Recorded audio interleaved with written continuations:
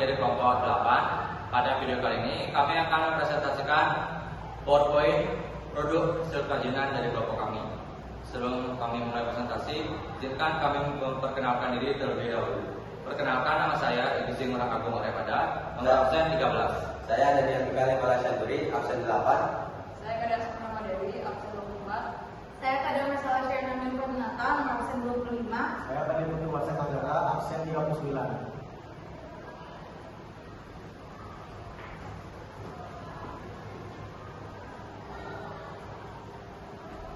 Baik, yang pertama adalah pengenalan produk. Di sini produk kami yaitu lampu hias dari botol kaca. Kemudian jenis produk kami adalah produk dekorasi dan nama usaha dan merek kami Wonderland. Wonderland memiliki arti yaitu negeri ajaib yang indah. Nama Wonderland kami pilih karena produk kami diproduksi dengan sangat indah dan ketika lampu hias dinyalakan pada malam hari atau pada ruangan gelap, produk kami akan menyala dengan sangat indah. Kemudian sasaran atau konsumen yang dituju. Kriteria kami yang pertama ada jenis kelamin. Target kami adalah laki-laki dan perempuan. Kemudian umur atau usia mencakup remaja sampai dengan dewasa. Kemudian tingkat pendapatan mulai dari tingkat pendapatan rendah hingga menengah. Kemudian tempat tinggal yang kami targetkan adalah daerah perkotaan dan yang terakhir jenjang pendidikan dari SD sampai SMA.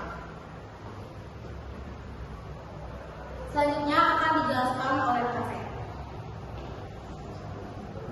Baik, di sini saya akan menjelaskan mengenai analisis SWOT. Yang pertama, produk kami memiliki kekuatan. Yang pertama itu memiliki nilai estetika yang tinggi. Yang kedua, kerajinan tidak monoton. Dalam artian bisa digunakan dengan tema yang berbeda. Yang ketiga itu bahan utamanya menggunakan barang bekas. Selanjutnya yaitu kelemahannya. Jadi produk kami memiliki beberapa kelemahan. Yang pertama yaitu waktu yang digunakan untuk memproduksi memakan waktu yang lama. Yang kedua, produk gampang rusak karena menggunakan bahan yang dari pecah belah. Yang ketiga yaitu jumlah produksi masih sedikit.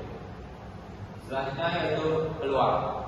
Produk kami memiliki dua peluang. Yang pertama itu produk mengandung nilai estetika yang menarik perhatian di berbagai kalangan. Yang kedua, produk berbahan limbah atau botol kaca yang memungkinkan untuk mendapat respon dan dukungan positif dari masyarakat sekitar. Yang terakhir yaitu ancaman bagi produk kerajinan kami, yaitu terdapat banyak pesaing yang membuat produk yang sama ataupun sejenis dengan kualitas yang lebih tinggi serta harga yang lebih rendah dari produk kerajinan kami. Selanjutnya di bidang peluang usaha. Yang pertama, produk kami buat terinspirasi dari berbagai jenis lampu tidur yang dijual di berbagai tempat. Namun kali ini kami ingin membuat lampu tidur yang lebih unik dari produk yang sudah ada, di mana pada saat dinyalakan lukisan pada permukaan botol akan bersinar lebih jelas. Yang kedua yaitu peluang usaha. Yang pada masa kini banyaknya minat terhadap karya seni. Yang kedua, banyak ide baru untuk pengembangan produk. Yang ketiga, bahan baku yang tersedia melimpah. Selanjutnya di masa depan promosi semakin mudah akibat berkembangnya teknologi. Jadi pada saat promosi kita bisa memakai teknologi ada seperti media sosial ataupun dan sebagainya. Selanjutnya akan dijelaskan oleh rekan saya. Terima kasih.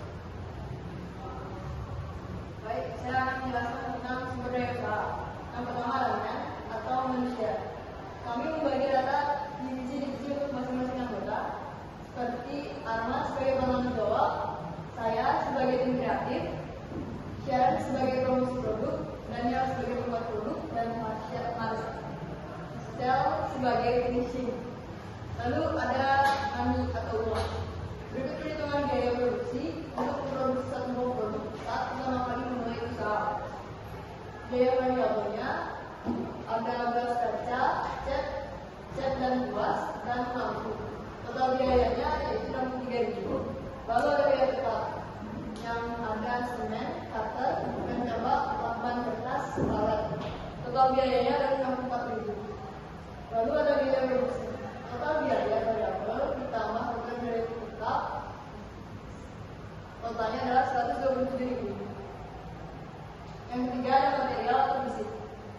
Bahan mentah yang kami gunakan didapatkan dari limbah yang ada di sekitar lingkungan tempat tinggal seperti penjual minuman, sirup, es, dan lain-lain.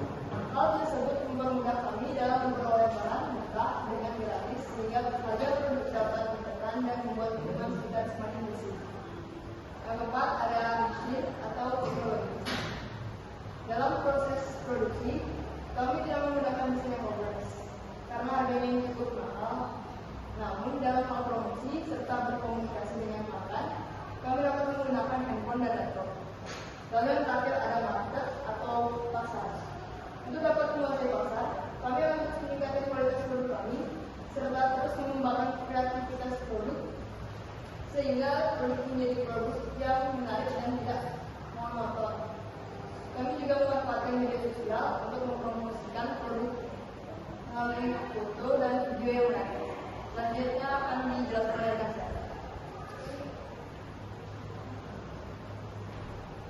Saya akan menjelaskan perencanaan administrasi. Yang pertama, perizinan usaha. Untuk membuka usaha tentunya kami harus memiliki surat izin gabungan atau APO, surat izin tempat usaha (SICU), dan surat izin usaha berdagang atau SUP.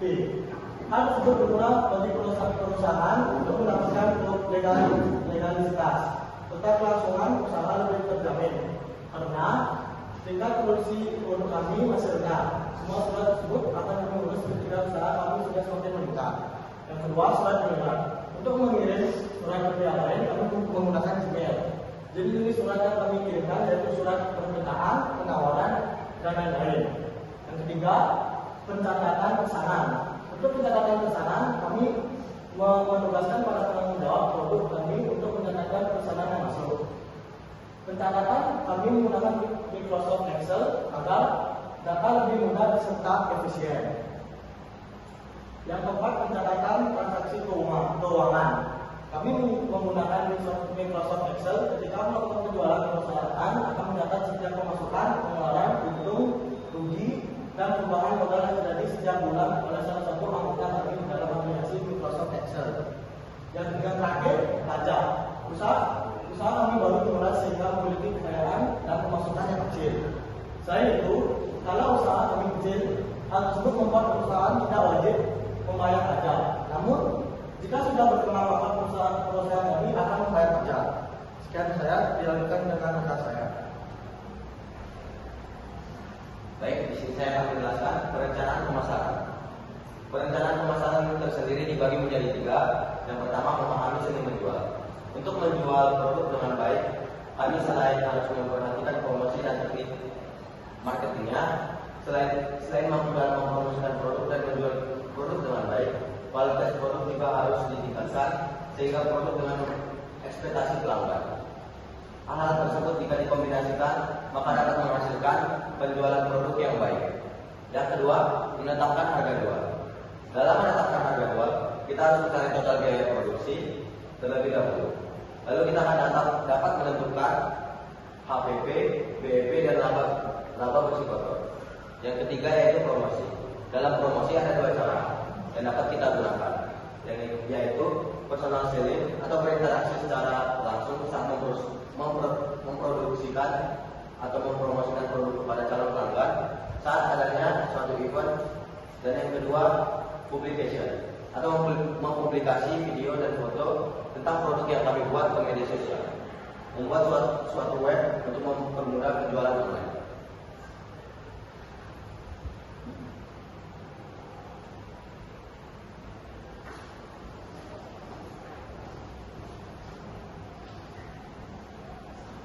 Baik, sekian video presentasi dari kelompok kami. Mohon maaf bila ada salah kata ataupun pengucapan. Kami akan buka dengan sesi tanya jawab di kolom komentar di bawah. Jika ada pertanyaan, silakan diajukan di kolom komentar. Sekian dari kelompok kami tutup dengan Parma Santi. Om Santi Santi Santi Om.